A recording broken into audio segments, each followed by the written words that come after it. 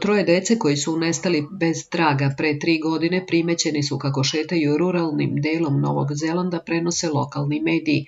Policija je saopštila da su pokrenuli veliku potragu nakon verodostojnog traga Toma Phillipsa, koji je viđen zajedno sa 2 ćerke i sinom. Viđeni su kako šetaju kroz žbunje u blizini Morokope na severnom ostrvu zemlje. Viđeni su kako šetaju kroz žbunje u blizini Marokope na severnom ostrvu zemlje.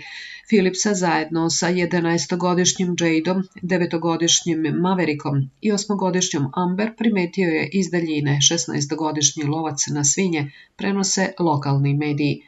Nosili su maskirnu opremu i velike rančave za kampovanje, dok je odbegli otac takođe navodno viđen kako drži pištolj. Četvorka se vodi kao nestala od decembra 2021. godine, kada policija kaže da je Phillips odveo svoju decu na nepoznatu lokaciju. Majka dece Cat rekla je da je bila presrećna nakon što su viđeni,